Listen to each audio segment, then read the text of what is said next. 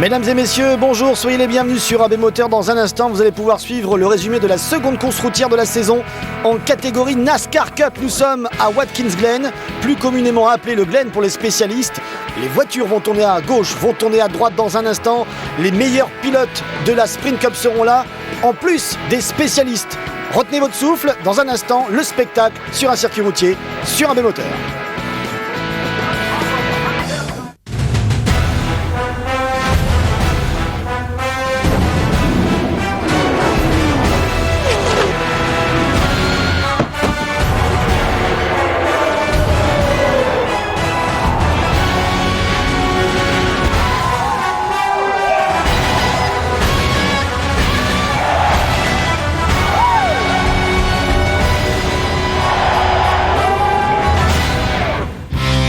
Soyez les bienvenus donc pour cette 22e épreuve de la saison sur 36. Nous sommes à 5 courses des playoffs et nous voici donc non loin de New York à Watkins Glen pour faire 90 tours, une course routière où comme d'habitude la stratégie sera de mise pour ce rendez-vous d'un peu plus de 354 km.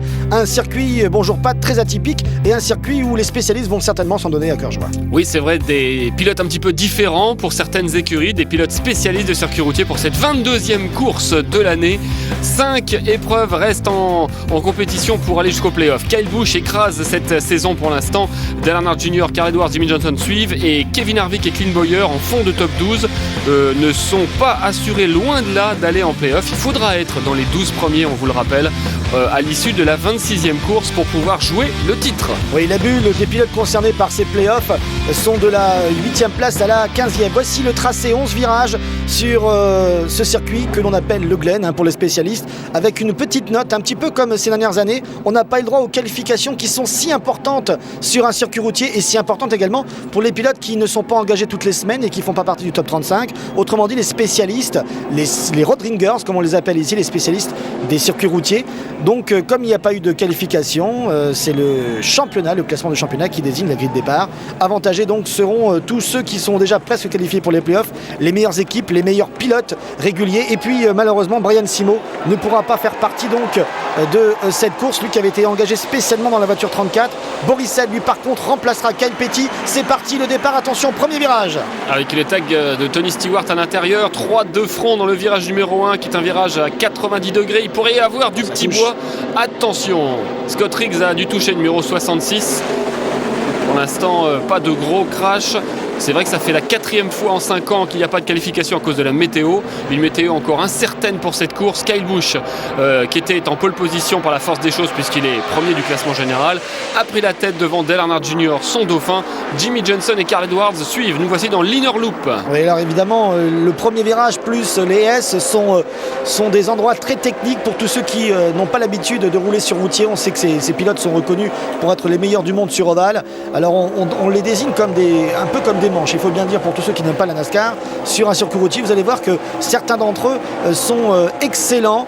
Et il faut rappeler que depuis des années où on engage des spécialistes sur des circuits routiers, eh bien, ce sont toujours les pilotes réguliers du championnat qui remportent les courses. On n'a jamais vu un mercenaire circuit routier remporter une course devant des pilotes réguliers comme les Tony Stewart, les Robbie Gordon que l'on voit ici à l'écran. Tony Stewart pourchassé par Jeff Burton. Également à signaler des pilotes assez faciles sur circuit routier comme Mark Martin qui n'est pas là cette semaine. Mais il a quand même 3 victoires sur ce circuit Le Glen. Kevin Harvick se débrouille très bien, Kurt Busch. Kevin Harvick avait gagné il y a 2 ans, c'est Tony Stewart qui avait gagné l'année dernière avec une faute de Jeff Gordon dans l'avant-dernier tour. Jeff Gordon avait quasiment course gagnée, il a fait une faute très inhabituelle et Stewart était venu cueillir la victoire. Oui, Gordon était sur le point de remporter sa 10e course. Attention. C'est lui le pilote le plus capé sur les circuits routiers. Déjà 9 victoires, attention, une petite erreur ici là de Kyle Busch qui laisse filer Dale Earnhardt Jr. Qui passe dans la pelouse, attention, dépassé par Junior et dépassé sans doute par Jimmie Johnson. Il a perdu 2 places dans l'inner loop, Kyle Busch. Vous pouvez remarquer que ce début de course est assez disputé, en tout cas pour les voitures de la Hendrick Motorsports. Jeff Gordon n'est pas aussi dominateur que la saison dernière. Rappelez-vous, il y a un an, il avait déjà enregistré plusieurs victoires, 5 je crois à ce moment de la saison, et il était largement en tête du classement général, un petit peu comme Kyle Busch cette année, sauf que en 2008, Jeff Gordon, le numéro 24 que vous voyez ici à l'écran, eh bien malheureusement n'est pas aussi percutant sur sur la piste, même si là il fait un dépassement à l'intérieur sur Kyle Busch et prend la 3e place. Jeff Gordon qui a déclaré cette semaine qu'il est de retour en forme. Il a surtout déclaré que toute l'écurie Hendrick avait testé sur le circuit routier de Road Atlanta la semaine dernière et qu'ils ont découvert certaines choses, il n'a pas dit, il n'a pas précisé exactement quoi, certaines choses qui pourraient rendre les voitures plus rapides cette semaine ici au Glen. Attention donc à surveiller. Il commence plutôt bien la course, ces trois-là, puisqu'ils sont tous les trois aux premières places. Jeff Gordon ici à l'écran, 9 victoires sur circuit routier, dont 4 ici. D'ailleurs, avec Tony Stewart, ils détiennent un record assez faramineux. C'est 68% de victoires à eux deux dans les 22 dernières courses routières disputées en NASCAR. Donc ce sont vraiment des cannibales, Stewart et Gordon. En général, quand on les pronostique, il y en a toujours un des deux qui gagne. Oui, ou qui est pratiquement dans les 3 premiers. À signaler les pilotes qui ont ici des victoires sur circuit routier qui sont en activité. On l'a dit donc, Stewart, tenant du titre, Kevin Harvick qui avait gagné ici en 2006, Robbie Gordon qui avait gagné ici en 2003 et Mark Martin qui n'est pas là cette semaine, remplacé par Aric Almirola, mais qui a quand même eu, on va dire, qui a fait l'exploit de gagner 3 courses consécutives entre 93 et 95. Autre pilote qui aurait dû être là mais qui a été remplacé par Boris Said, je vous l'évoquais tout à l'heure, c'est Cal Petty qui avait remporté une course ici même en 92, l'année où Dale Earnhardt père avait fait la pole position, et Cal Petty a été remplacé au dernier moment par Boris Said qui n'a pas réussi à qualifier sa voiture numéro 60 pour cause donc de problèmes de qualification, et Ford a autorisé... Attention, David Rottiman par tête à queue. On l'a vu au freinage, il était en difficulté dans ce virage. David Rottiman et sa Toyota Camry immobile, pas de drapeau jaune pour l'instant. C'est une des caractéristiques de cette course routière, c'est que tant qu'on n'est pas dans la trajectoire, on peut continuer la course. Et son chef d'équipe est un peu dépité. Oui, à mon avis, on verra d'autres problèmes dans ce fameux virage numéro 1 où traditionnellement il y a beaucoup de bagarres, il y a beaucoup aussi de perditions, et on va dire la largeur de cet échappatoire permet aux voitures, lorsqu'elles ne calent pas, de repartir sans aucun problème. Il repart bon dernier, David Rottiman. On va revoir ce qui s'est passé. Vous allez voir qu'au freinage, il bloque ses roues. Déjà ici, il est en train de tanguer. Et là, il perd le contrôle juste devant Max Papis, le Mad Max dans la voiture 70 aujourd'hui de la Haas Racing. Alors justement, pour finir avec Boris Said, puisqu'on va parler certainement dans un instant des spécialistes, on est ici embarqué avec l'Australien Marcos Ambrose, qui a vécu une belle histoire ce week-end. On va vous la narrer dans quelques instants. Ça s'est bien passé pour lui. Boris Said donc a été autorisé par Ford à conduire la voiture de Kyle Petty, puisque Kyle Petty, rappelons-le, dans sa voiture numéro 45 pardon, n'est pas motorisé par Ford, mais par Dodge. Donc il fallait une autorisation du partenaire technique et mécanique habituel de l'écurie numéro 60 de Boris Said, qui est initialement donc engagé avec cette voiture. Parlons maintenant donc des spécialistes. Boris Said en fait partie. On a pu voir une caméra embarquée qu'on aura assez souvent durant cette course, une caméra embarquée avec l'Australien Marcos Ambrose, qui a vécu un bon moment hier soir, Pat. Il a gagné en division 2, à la division Nationwide.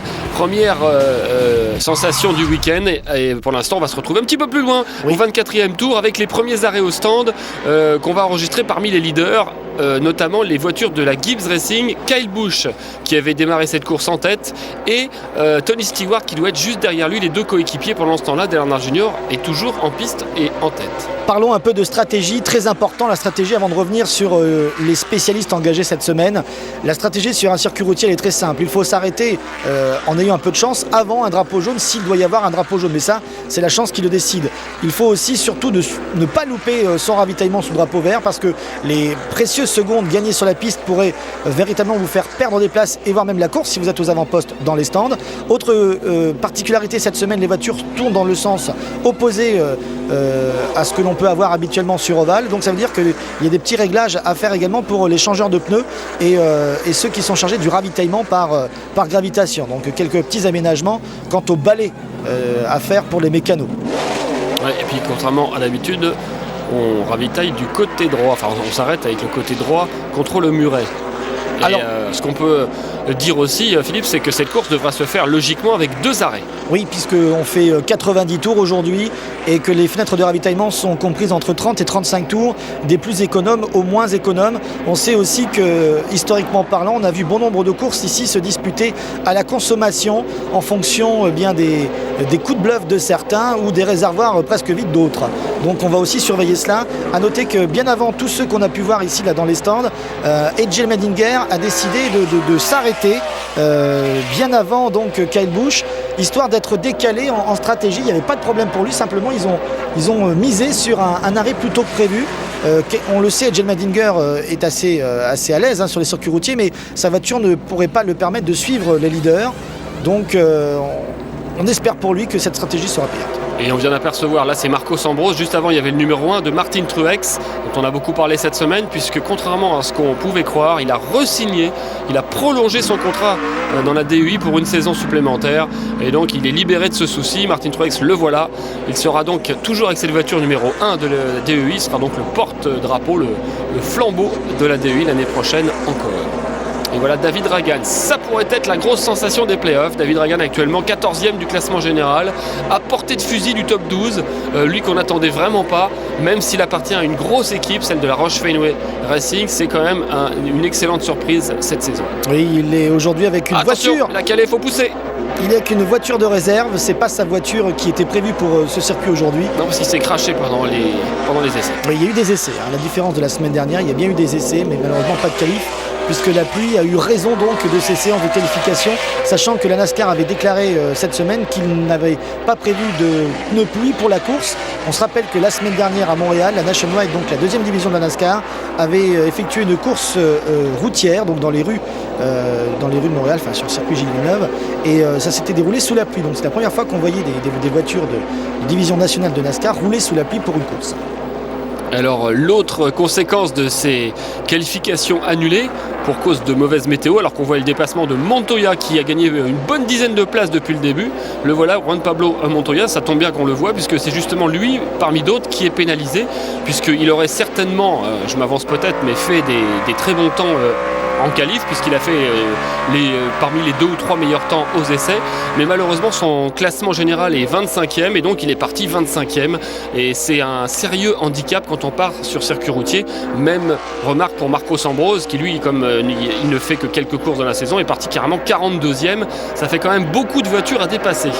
Oui, en effet, c'est ce dont on voulait vous parler, les spécialistes qui sont partis très loin aujourd'hui, alors que Jimmy Johnson s'arrête au 27e tour. J'ai l'impression que c'est 2 tours de plus que Kyle Busch tout à l'heure. 2 tours de plus de toute façon que la Gibbs Racing, qui avait décidé d'effectuer son premier ravitaillement en commun, donc pour les 3 voitures que sont celles de Kyle Busch, Tony Stewart et Denny Hamlin. Oui, Dale Earnhardt Jr. n'est toujours pas rentré. Derrière, on peut voir Kurt Busch de l'écurie Penske, le frère de Kyle. On voit aussi d'autres voitures rentrer dans les stands. Les stands sont assez dégagés à cause bien sûr de ces stratégies éparses et différentes. Voici Kurt Busch. Une des dernières cartouches de Kurt Busch, 18e du général pour accrocher le top 12. Ouais. Il lui reste 5 courses, il n'y a pas vraiment le choix. Il faut cartonner chaque semaine. Oui, dans le bon sens du terme. Voici Aric Almirola qui a remplacé Marc Martin cette semaine. C'est un peu dommage qu'on n'ait pas eu Marc Martin, car c'est un bon pilote sur circuit. On l'évoquait tout à l'heure avec ses 3 victoires ici de suite dans les années 90. Mais Aric Almirola a été préféré à Regan Smith qui a été écarté. On sait que l'année prochaine, Almirola sera à plein temps dans cette voiture numéro 8 chez DEI. Et Regan Smith a été écarté pour laisser la place à l'autre voiture engagée cette semaine, conduite par Ron Fellows, qui bien sûr est censé faire de meilleurs résultats sur un circuit dont il est spécialiste que Regan Smith. Et Ron Fellows qui reste la semaine dernière sur une victoire en Nationwide à Montréal sur le circuit Gilles Villeneuve. Ron Fellows qui a fait 2 fois 2e ici, qui a gagné déjà mais pas en Cup, il a gagné dans les autres catégories. Montoya s'arrête alors qu'il était second. Oui, il avait fait une très belle progression, certes il y avait aussi le jeu des ravitaillements décalé un petit peu de tout le monde, mais Montoya avec sa 25e place sur la grille de départ et cette position là dans le top 5 juste avant le ravitaillement a fait une belle progression. À noter aussi l'excellente progression de Marcos Ambrose qui est parti avant-dernier aujourd'hui. Alors que Kasey Kahne s'arrête et pendant ce temps-là, Jeff Gordon et Dale Earnhardt Jr. ne se sont toujours pas arrêtés. Et pour Jeff Gordon, c'est un peu inquiétant parce que sa radio ne marche plus pour l'instant. Donc on est obligé de lui passer des panneaux et de lui indiquer qu'il faut rentrer à l'ancienne. Et la NASCAR a même aidé l'écurie de Jeff Gordon en lui montrant le drapeau noir pour lui intimer l'ordre de rentrer au stand. En le voyant, il va certainement comprendre qu'il y a quelque chose qui se passe. Ouais, voilà, et on l'attend d'ailleurs. Mais de toute façon, il sait très bien qu'il doit guetter, tout en faisant attention bien sûr à ses trajectoires, il doit guetter le moment où il doit rentrer parce qu'un tour supplémentaire, c'est peut-être la panne d'essence. Et oui, et c'est ce qui s'est passé d'ailleurs hier en Nationwide, pas pour lui, mais pour son coéquipier Jimmy Johnson qui était sur le point de gagner. Pouf, panne d'essence à 2-3 tours de la fin. Panne d'essence pour Jeff Burton qui était juste derrière lui. Et donc c'est Marcos Ambrose, le 3e larron, qui l'a emporté. Et ce qui est incroyable, c'est qu'à chaque fois que Jimmy Johnson s'engage en Nationwide, autrement dit en 2e division, il a des soucis. Alors habituellement il a des problèmes mécaniques ou voire même des crashs, ce qui est assez embêtant. Là c'est malheureusement une voiture qui fonctionnait très bien et une panne d'essence pour une erreur de calcul de carburant embarqué. Jeff Gordon doit rentrer dans ce tour, sinon c'est panne d'essence. À noter que quelques pilotes également se sont engagés hier en Nationwide pour se faire la main sur le circuit routier. C'était le cas par exemple de Matt Kenseth qui est un petit peu vraiment sur le siège éjectable au niveau du classement général pour participer aux playoffs. Matt Kenseth, on le sait, n'est pas un spécialiste des circuits routiers, d'ailleurs il n'aime pas trop ce type de course. Il y a eu aussi Ryan Newman qui a été engagé. On a vu pas mal de pilotes de la Sprint Cup hier donc en Nationwide. Voilà, Jeff Gordon, apparemment la connexion radio s'est rétablie, il va rentrer dans ce tour et on attend toujours aussi Dale Earnhardt Jr. On arrive au 30e tour bientôt. Alors on nous demande souvent en direct, voilà. Souvent on peut communiquer avec vous lors des directs le dimanche soir sur les moteurs. On nous demande est-ce qu'il y a des spotters sur les circuits routiers. On ne vient que 2 fois par an, donc les écuries s'organisent de sorte à positionner des membres de l'écurie sur les points stratégiques, là où il y a en général le plus de problèmes, et les points un petit peu élevés des circuits routiers. Donc tout à l'heure, les différents observateurs de l'Hendrick Motorsports ont fait des grands signes de la main à Jeff Gordon. Que voilà.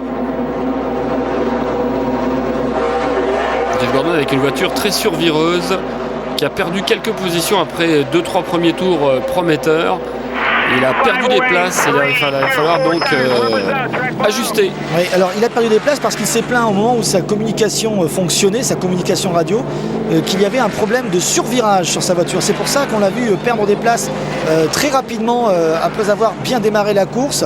Le problème de survirage, il n'a pas trop pris de risque. Il espère pouvoir un petit peu inverser les choses avec un ajustement, un tout petit ajustement châssis ici et quelques ajustements aussi de pression des pneus. Un arrêt pas terrible, non. Près de 20 secondes.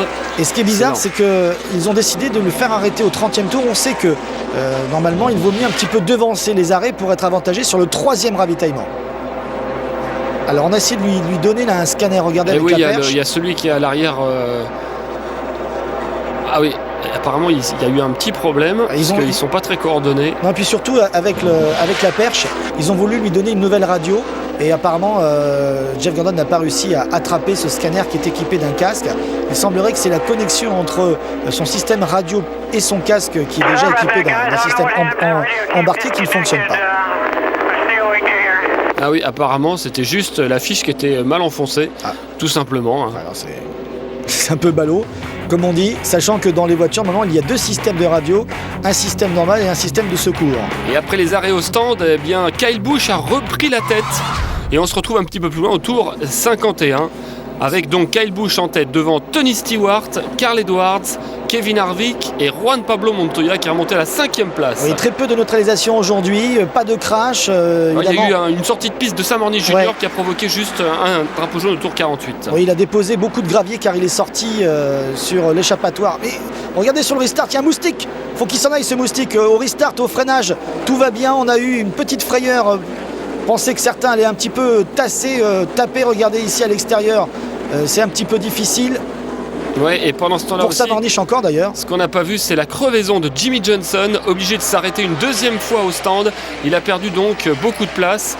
Il repart 13e, mais il est en stratégie décalée puisque lui, il devra faire, c'est sûr, 3 arrêts dans cette course au moins. Oui, dommage pour l'écurie de l'Hendrick Motorsports avec le problème de Jeff Gordon, son survirage et le problème de crevaison lente de Jimmy Johnson. Ces voitures de l'Hendrick Motorsports qui tout à l'heure étaient aux 3 premières places se retrouvent un peu éparpillées. C'est maintenant la Gibbs Racing qui mène avec Kyle Busch et Tony Stewart en tête. Alors la neutralisation a été provoquée, vous l'avez expliqué Pat, par Sam Harney Jr. qui en fait a ramené beaucoup de gravier sur la trajectoire. Il faut comprendre que lorsqu'on est dans un échappatoire, comme on le voit ici en bas de l'écran, de type gravier, on ramène des graviers parce que le splitter avant fait vraiment office de pelle. Donc on ramène plein de gravier et tel le petit poussé, on vient semer ici là sur la trajectoire principale. Michael McDowell, numéro 00, n'est pas rentré au stand, lui. Enfin, il est rentré qu'une fois et donc il se retrouve en bonne position. On le voit ici, les 14e. Et attention, il y a de la bagarre avec Bobby Labonte et Jimmy Johnson qui gagnent une position.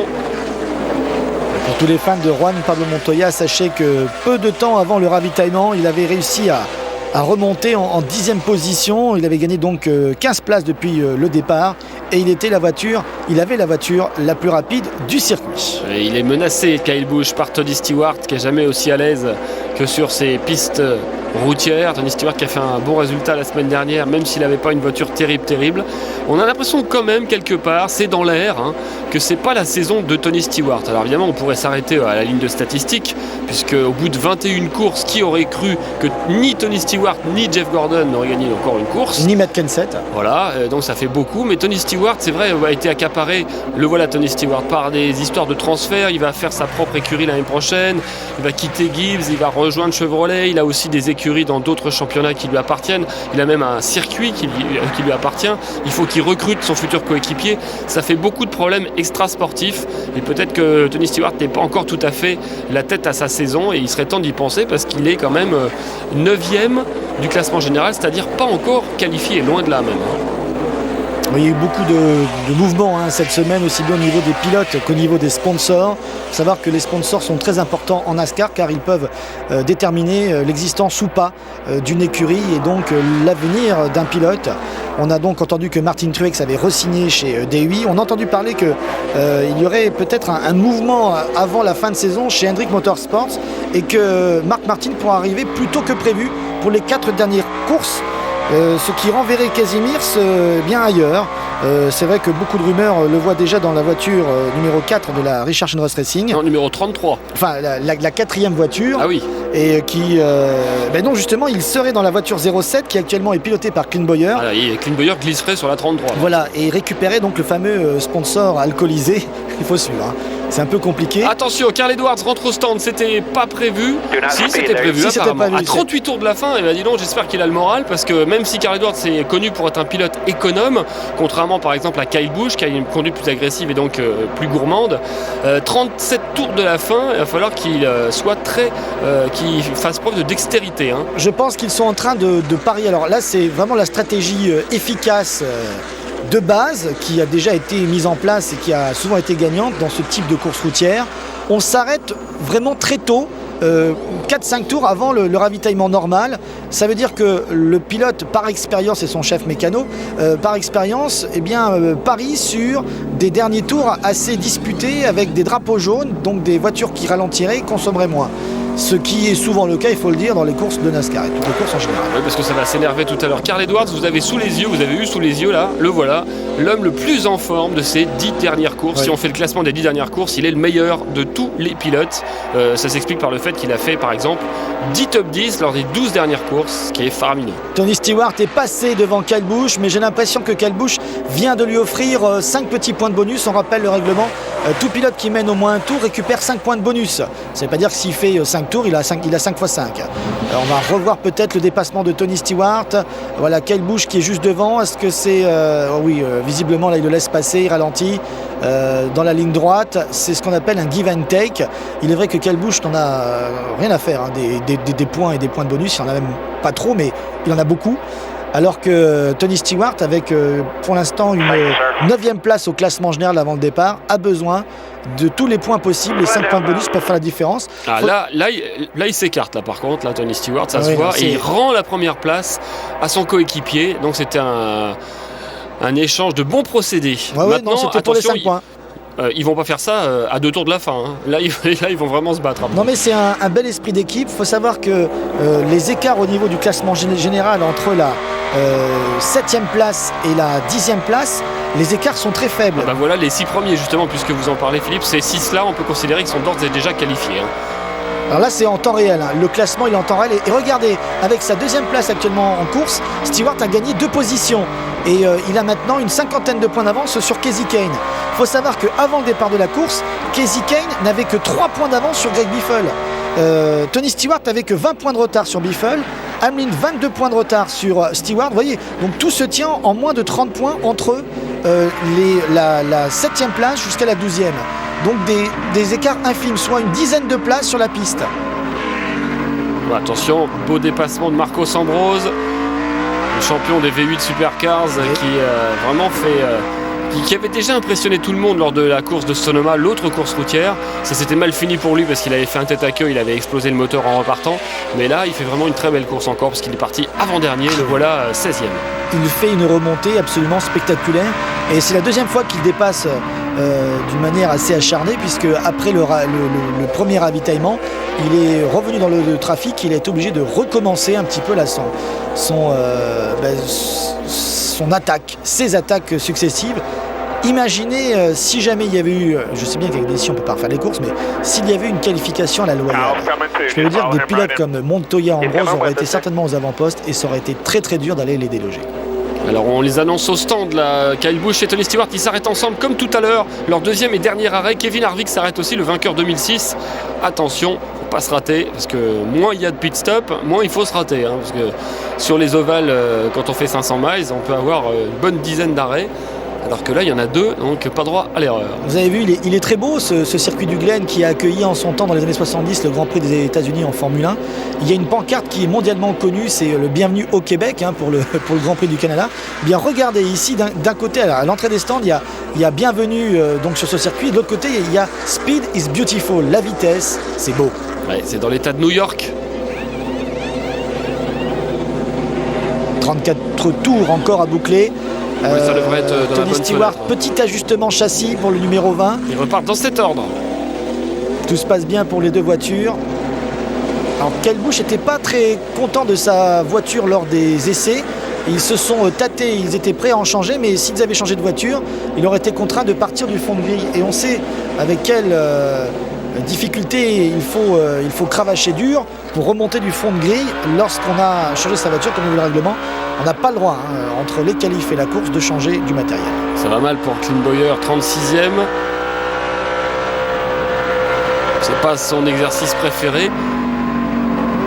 On n'a pas parlé encore d'un des invités, des spécialistes, c'est PJ Jones, qui est dans la voiture 96 alors que Marcos Ambrose s'arrête. PJ Jones qui remplace JJ Yeley, et JJ Yeley ne reviendra pas la semaine prochaine. Il est licencié de l'équipe Hall of Fame. Oh, attention en repartant. Il sera remplacé par un jeune pilote inconnu pour le grand public qui s'appelle Brad Coleman, qui a 20 ans et qui vient de la Nationwide. Ça fait 2 ans qu'il est en Nationwide, il n'a pas gagné une seule course, donc c'est un petit peu une grosse surprise. JJ Yeley, licencié de chez Gibbs Racing l'année dernière, qui a été remplacé avantageusement, il faut bien le dire, par Kyle Busch, et licencié donc cette semaine par la Hall of Fame. Oui, ça va mal pour Yeley. Il était aussi sur Brad Coleman était aussi sur les rangs avec Tony Red pour le remplacer. Il faut rappeler que JJ Yeley avait normalement une belle carrière devant lui. Il a à peu près le même début de carrière que Jeff Gordon, Tony Stewart, Ryan Newman, Kasey Kahne, qui ont tous été champions du ZAC en catégorie sprint car ou midget. Et on pensait qu'avec cette expérience-là, JJ Yeley allait avoir la même trajectoire que ses illustres prédécesseurs. Malheureusement, il aura eu l'effet d'un pétard mouillé. Attention à Juan Pablo Montoya, c'est un de ses grands rendez-vous avec une saison plutôt décevante pour Montoya par rapport à celle de l'année dernière. C'est vrai que c'est plus dur de confirmer en deuxième année que de se révéler au grand public. Et là, cette saison, Montoya a un peu de mal. C'est ici l'une des places où il peut se faire une bonne paire. Quelle belle prestation de Montoya aujourd'hui. Quel bon ravitaillement. On est très motivé dans son écurie.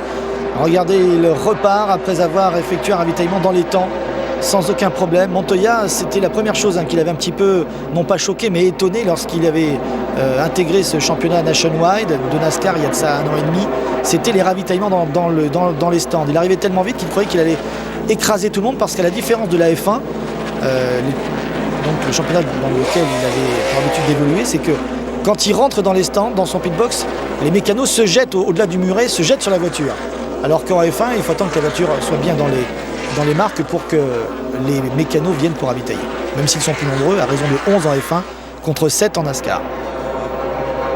Voilà, chez Steve Letarte et Jeff Gordon, on se lamente un peu parce que Jeff Gordon a une voiture très difficile à conduire aujourd'hui et son coéquipier Jimmy Johnson est en tête, mais rappelons-le, Jimmy Johnson s'est arrêté à 43 tours de la fin, donc lui certainement devra s'arrêter une 3e fois. Un bond en avant pour se retrouver au 74e tour, leader toujours Kyle Busch. Il y a eu 8 changements pour la première place depuis le début de ce rendez-vous et seulement 2 neutralisations provoquées d'ailleurs, il faut bien le dire, par des débris, par des graviers qui ont été ramenés sur la piste par Sam Horner Jr. la première fois, et puis pour la deuxième fois, pour ce deuxième drapeau jaune, par Travis Vapil au tour 65. Alors c'est un petit peu dommage pour l'écurie Hendrick Motorsports parce que à ce moment-là, Dale Earnhardt Jr. avait plus de 22 secondes d'avance sur ses concurrents.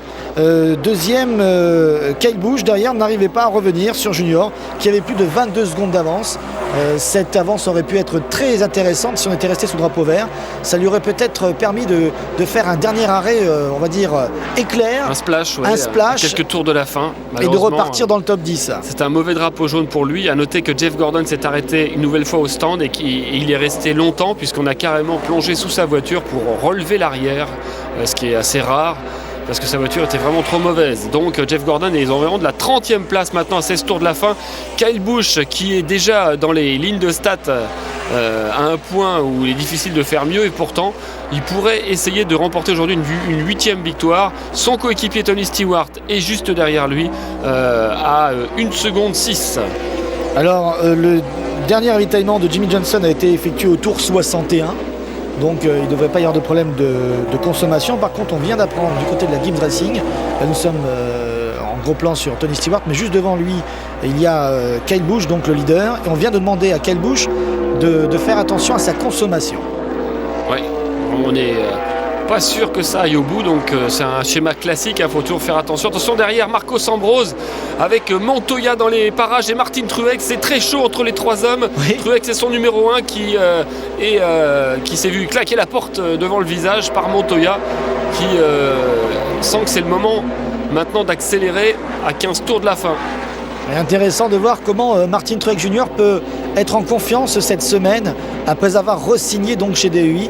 On a souvent vu ce cas depuis des années lorsqu'un pilote est à la recherche d'un nouveau contrat comme par hasard. Dans la semaine, il fait de très bons temps en qualif et il fait de belles courses. Et quand un pilote vient d'être en effet re-signé dans une écurie et qu'on vient de lui redonner une confiance à la fois financière mais aussi sportive, eh bien il réalise également de bons résultats. Ça se passe beaucoup dans la tête, c'est un peu comme dans tous les sports. Il faut être en confiance. Ça va être sympa de voir ce duel, si duel il y a, entre Marcos Ambrose et Montoya, qu'on voit ici. Un autre pilote qui fait de belles choses actuellement, c'est Ron Fellows, qui est parti loin aujourd'hui et qui réussit à faire sa course. Actuellement, il est dans le top 12. Et Kevin Harvick, vainqueur ici il y a 2 ans, est dans le top 10. On se rappelle de ce qui s'est passé il y a 1 an, ici même avec Juan Pablo Montoya. C'était dans le virage numéro 1. Martin Truex Jr. poussait Montoya, celui-ci venait percuter Kevin Harvick au freinage, envoyant ce dernier dans l'échappatoire. Les 2 hommes se retrouvaient à l'envers. Montoya descend pour voir un peu l'étendue des dégâts sur sa voiture. Harvick arrive croyant que Montoya avait été un petit peu trop impulsif et agressif, et ça se finit en insulte et on vient aux mains, alors que le pauvre Montoya n'y était pour rien. Ça avait été quand même un moment assez apprécié des spectateurs présents dans le virage numéro 1 et des téléspectateurs dans le monde entier. Une image qui avait vraiment le tour. S'en sort bien encore Jimmy Johnson, il est 10e avec une crevaison au Glen, ce qui est jamais facile. Jimmy Johnson qui est peut-être encore, mais ça va être compliqué, l'un des candidats à la victoire, puisqu'il faisait partie des meilleurs temps aux essais, menacé par Elmendinger qui lui fait la course de sa vie. Là, on sait qu'il aimait bien les circuits routiers, il y était habitué en monoplace, en champ de car, mais là C'est vrai qu'il a fait des progrès depuis l'année dernière. Oui, et puis surtout, il est avantagé par cette stratégie qu'on lui a concoctée, une stratégie plus que décalée. Il a été le premier à s'arrêter. Il me semble que c'était aux alentours du 20e tour. Et donc forcément, il est aux avant-postes, car on le sait, en termes de stratégie routière, tant qu'il n'y a pas de drapeau jaune qui vient vous perturber au moment. Vous ravitaillez une voiture qui est sortie très large. Il y a Newman qui prend large derrière. Newman. Il bloque pas les roues. Newman, qu'est-ce qu'il fait derrière, Harvick? Oh là là, il y en a qui déboulent à fond dans le virage. Il faut qu'ils évitent. C'est extrêmement dangereux. Il faut vite qu'un commissaire de course agite le drapeau jaune à l'entrée. Parce qu'il y en a qui prennent large. Ils arrivent vite, ils arrivent très vite. Surtout qu'il y en a qui sont en train de dépasser. Ça va mal finir.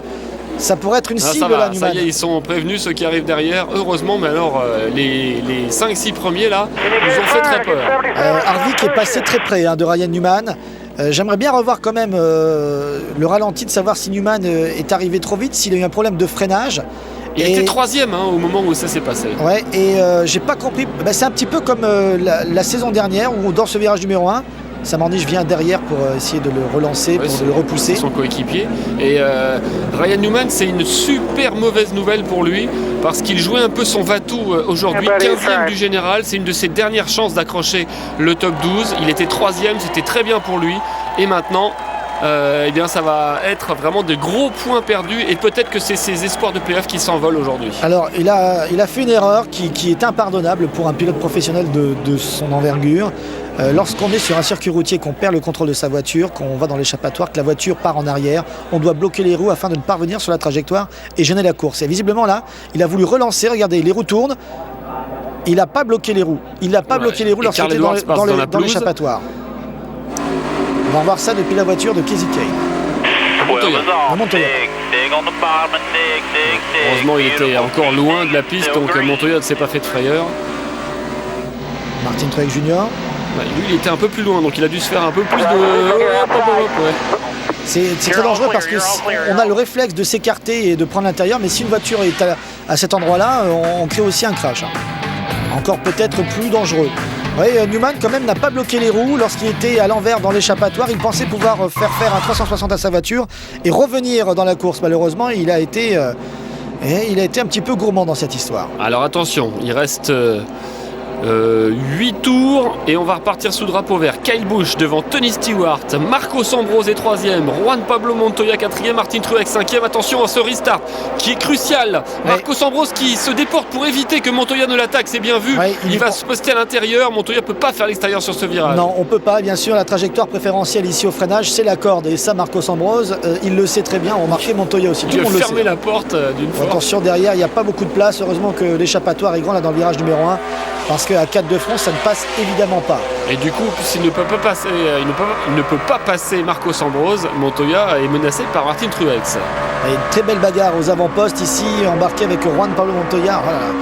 On est vraiment perplexe, mais déçu à la fois de ne pas avoir eu des vrais qualifs, parce que certainement que Montoya et Ambrose se seraient bien bagarrés pour les premières places. C'est Marc Ambrose qui a fait le plus grand nombre de dépassements depuis le début de ce rendez-vous. Imaginez-vous, il est parti avant-dernier. Montoya est pas mal aussi en termes de dépassement pour des places.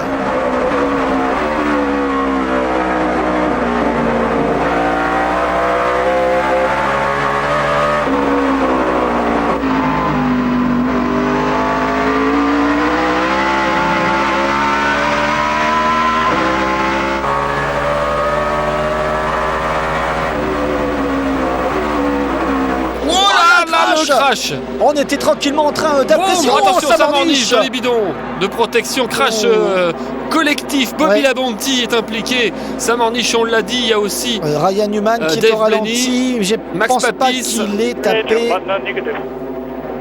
Oula, c'est assez. David Gilliland. C'est assez quand même énorme. On arrivait sur la fin. C'était dans le dernier virage, dans le virage numéro 11, juste avant l'entrée des stands. Un virage en général que l'on prend assez rapidement pour être très bien lancé, pour avoir le maximum de vitesse de pointe dans la ligne droite. Bobby Labonte qui est KO. Il sort direct, mais il est KO là. Il a dû se prendre un tampon. Il en laisse ses gants par terre. La proximité des stands fait qu'il va peut-être très rapidement trouver du soutien ou aller dans le motorhome, parce qu'il a dû prendre un sérieux coup de tampon. Et drapeau rouge, on immobilise les voitures, évidemment il y a tellement de dégâts sur la piste.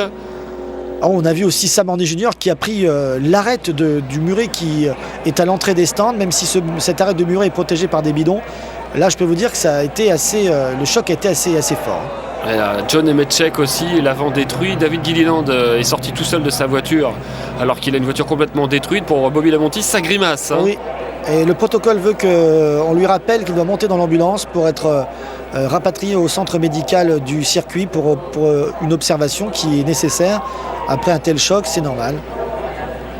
Bon, il y a une dizaine de voitures qui sont impliquées. Alors Newman a calé. J'ai pas l'impression qu'il est tapé, mais Newman a calé. Regardez, les commissaires font attention aux pilotes en les dirigeant vers l'ambulance. Il demande, Newman fait un signe de main pour qu'on vienne le pousser une nouvelle fois. Il doit demander à un truck certainement des commissaires de course de venir le redémarrer. Voilà, Bobby Labonte qui va se faire ausculter, observer. David Gilliland, lui, trottine, donc ça a l'air d'aller. Oui, mais il doit quand même passer par le centre médical. Il vaut mieux. Et là, il y a Max Papis qui ne peut pas sortir. J'espère qu'il va bien parce qu'il est bloqué contre le muret avec la voiture 70. On va revoir ce qui s'est passé.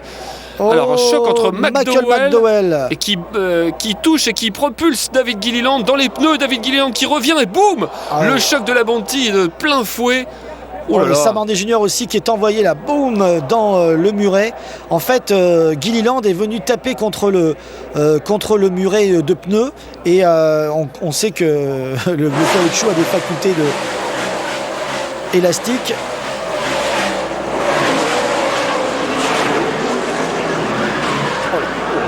C'est Paul Ménard et Nemechek qui sont venus s'encastrer là dans la voiture de Gilliland.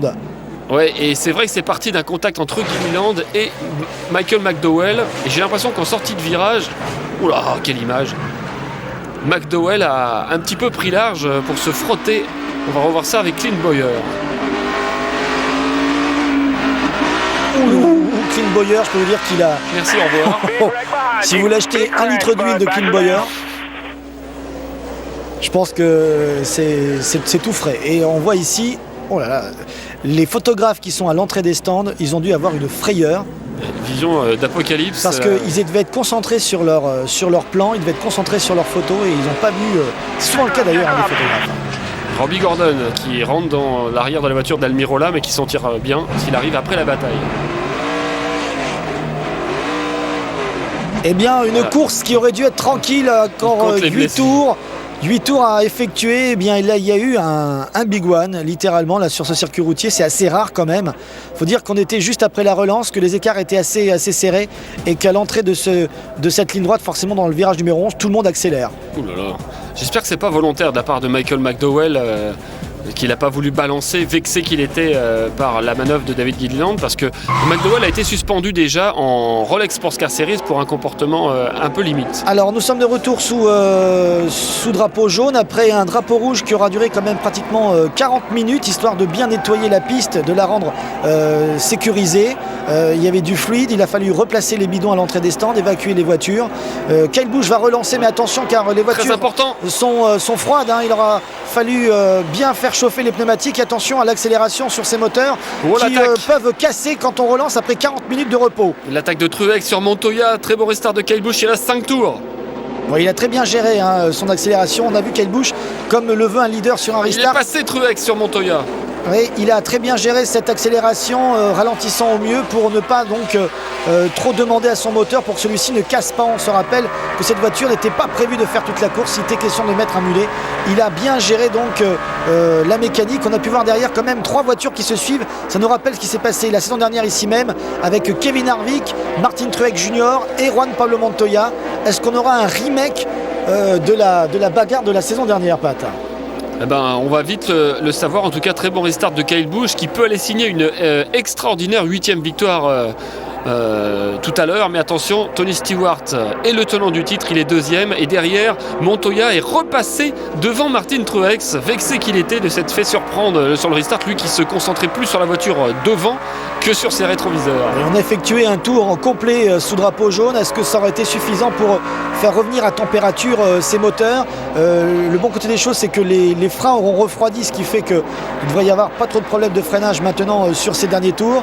On sait qu'à la vue des playoffs qui approchent, il n'y a plus que 5 courses. Tout le monde cherche à avoir ces fameux 10 points de bonus que peuvent donner une victoire. Et là, avec un Kyle Busch qui caracole en tête et déjà cette victoire, donc 70 points de bonus lorsqu'il va rentrer au minimum dans les playoffs. S'il vient encore gagner 10 points là, il enfoncera bien le clou. Ce sera très dur d'aller le chercher. Seul Carl Edwards pour l'instant a 30 points de bonus. Jimmy Johnson en a 20. Donc vous voyez, commencer les playoffs avec un pilote qui déjà a plus de 50 points de bonus sur les autres, ça va être difficile. Ouais, je suis pas trop d'accord avec vous, Philippe. Moi, je pense que ces 70 points de bonus sont un avantage indéniable. Il y a 10 courses à faire dans les playoffs, ça peut vite s'évanouir. On n'a quand même pas vu les pilotes du top 10 partir à la faute. On sait que dans les premières courses des playoffs, on n'est pas bien sûr à l'abri d'un problème, d'un crash, mais on sait qu'en général, on vient faire des courses de manière très très prudente. On essaie de ne pas trop perdre de points. On l'a vu historiquement parlant depuis que les playoffs ont été mis en place. Et puis c'est vrai qu'il y a un des titres qui s'est joué d'ailleurs à 8 points il y a 2-3 ans. Donc c'est vrai que chaque point est important. Kyle Busch a 1 seconde d'avance sur Tony Stewart. Il va rester un peu plus de 2 tours. Jimmy Johnson attaque Allmendinger qui lui claque la porte au nez. Allmendinger qui tient à son top 10. Et Jay Allmendinger qui est en gros progrès puisqu'il reste sur de bons résultats, notamment à Indianapolis où il a fait 10e précisément et 19e à Pocono la semaine dernière. En pente ascendante. Oui. Rappelons qu'il avait été écarté par l'écurie Red Bull en début de saison, qu'il avait raté les 8 ou 9 premières courses pour qu'il puisse s'aguerrir. Je pense que ça l'a motivé, le fait qu'il ait été écarté en début de saison. Maintenant, il se dit attention, si je ne fais pas de bons résultats, si je ne me motive pas plus, je ne serai pas dans ce baquet. Regardez la belle progression de Jay Allmendinger. Il peut remercier aussi son team manager de lui avoir donné une très bonne stratégie pour cette course. Et il peut remercier aussi l'écurie Gibbs Racing qui caracole en tête avec ses 2 voitures actuellement aux 2 premières places. Parce que Gibbs Racing, depuis qu'ils ont récupéré le moteur Toyota, ils ont vraiment été l'écurie fer de lance de toutes les autres écuries Toyota. Ils ont bien développé le moteur. Ils ont bien développé aussi toute la partie aérodynamique grâce à leurs équipements ultra modernes. Et Gibbs Racing est vraiment le fer de lance des écuries Toyota en NASCAR. Vous avez vu que Kyle Busch avait déjà gagné sur 2 circuits routiers cette saison, en Nationwide, donc l'autre championnat au Mexique, et dans ce championnat roi de la NASCAR sur l'autre circuit routier, ce qui fait qu'il pourrait gagner les 2 courses routières de la saison comme l'avait fait Robbie Gordon il y a quelques années, et c'est un des records qui est en train de battre Kyle Busch cette année. Je dirais même plus, mon cher Pat, si jamais Kyle Busch va au bout de ces 2 tours, s'il remporte la course aujourd'hui, il rentrera dans l'histoire pour avoir été le seul pilote à remporter 3 courses routières en une saison. Vous allez me dire, mais il n'y en a que 2. Oui, mais il a aussi participé à bon nombre de courses en Nationwide. Et rappelez-vous, il a gagné la course sur le circuit routier de Mexico dans cette 2e division. Donc jamais personne avant lui n'a réussi à gagner déjà 2 courses routières dans les deux séries. S'il vient aller jusqu'au bout de cette course, il rentrera dans l'histoire. Mais quand on pense que nous ne sommes même pas à la fin de la saison régulière, et qu'il en a encore certainement sous la pédale. Oui, parce qu'on s'extasiait l'année dernière sur les 10 victoires en 36 courses de Jimmy Johnson. Et bien là, dans un tour, si ça se trouve, Kyle Busch en aura 8 en 22 courses. C'est assez extraordinaire. Il reste un tour. Alors, l'année dernière, dans la même position, Jeff Gordon avait fait la faute, mais peut-être que Tony Stewart lui mettait plus la pression que cela. Alors que là, Tony Stewart a la pression précisément de Marcos Ambrose pour la 2e position. Kyle Busch peut rouler tranquille. Alors là, c'est intéressant de voir comment Tony Stewart va gérer un petit peu face à Marcos Ambrose qui semble très agressif. Stewart a besoin des points, on le sait, il a besoin d'assurer sa position dans le top 12 pour les playoffs. On sait que la saison dernière, ça avait été une grande déception pour lui, il n'avait pas pu défendre son propre titre. Alors que Jeff Gordon vient de sortir de la piste et là on le voit revenir, mais il vient de faire un tête à queue, on le voit à son flap de toit qui est relevé. Et donc il a fait un 360, il est reparti. Ouais. Quelle mauvaise journée pour Jeff Gordon. Quelle mauvaise journée pour la Hendrick Motorsport. Sur un de ses circuits, un de ses circuits préférés en plus. Les voitures allaient très vite en début de course. On a vu Jimmy Johnson en tête. Johnson malheureusement une crevaison lente. Junior qui n'a pas pu profiter des 22 secondes qu'il avait d'avance. Bref, entre la stratégie et l'effet de course, plus les mauvais réglages pour Jeff Gordon, c'est pas une bonne course cette semaine pour Hendrick Motorsport. Oh, c'est peut-être pas joué pour la 3e place aussi. Montoya va peut-être envoyer Marcos Ambrose dans le décor comme il l'avait fait avec Scott Pruett l'année dernière en Nationwide. Et Stewart s'en sort bien. Il n'a pas voulu protéger ses points. Fini. Il n'a pas voulu protéger sa place, il a préféré les points et c'est fini en effet. Kyle Busch remporte une Et de 3e 8. course routière cette saison et surtout une 8e course en NASCAR Sprint Cup. Et vous savez, Incroyable. mon cher Pat, l'exploit c'est que ce jeune garçon de 23 ans a gagné sur tous les types de circuits. Oui. On ne peut pas dire attention, il a de la chance, attention, il prend trop de risques, il conduit comme un sauvage. On sait bien sûr qu'on ne peut pas parler de prudence en termes de course automobile, bien sûr, mais ce n'est pas un sauvage. Au contraire, il a fait montre de beaucoup de techniques, quel que soit le type de circuit, les petits circuits, les super speedway et les circuits courses routiers. routières, voilà. Il lui manque plus que, on va dire, une grande course comme Daytona ou Indianapolis. Il a déjà gagné Daytona, mais pas le Daytona Ouais, 500. évidemment. The celebration is on here, and that one was hard earned. You had one of the best road course races Ouais, in vous this avez series, right on effectué your une très belle bumper course, l'une des for that meilleures final courses routières qu'on ait restart. pu What were your voir. thoughts with Tony right there? Alors, en plus, avec Tony Stewart qui dans les derniers tours était juste derrière vous. C'est vrai que je savais que ça allait être dur face à Tony, qui est un des meilleurs pilotes sur circuit routier, mais j'avais une super voiture. C'était très exaltant, je me suis éclaté. Je remercie tous les partenaires, merci aux fans. Et on apprécie votre support.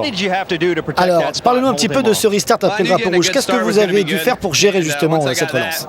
Then it changed all my worries of how to run turn one. So then I just had to concentrate on getting off of turn one and then Oui, c'est vrai que j'avais à me concentrer sur le restart et d'arriver en tête dans bonne position sur le virage 1. Je savais qu'une bonne partie du boulot était faite alors. Et il fallait que j'ai un petit peu d'avance pour ne pas ouvrir la porte à Tony.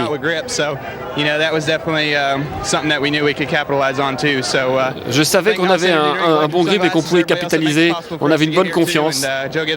Donc je remercie encore l'équipe qui me fournit du bon matériel, des bonnes voitures chaque semaine. Il a réussi à faire en fin de course qu'il n'avait pas réussi à faire en tout début de course. Il s'était loupé en effet dans les S dans le virage numéro 1. Regardez, bon, il a les 10 points de bonus pour avoir le plus mené, mais surtout Matt Kenseth rentre dans le top 12. Ouais, c'est l'info du jour. Et Tony Stewart fait un joli bond, il gagne 2 positions, il revient à la 7e place. Et rendez-vous dimanche en direct pour la 23e course de la saison. Ce sera au Michigan et ce sera aux alentours des 20h, 20h10. Bravo, chapeau l'artiste, bravo Kyle Busch.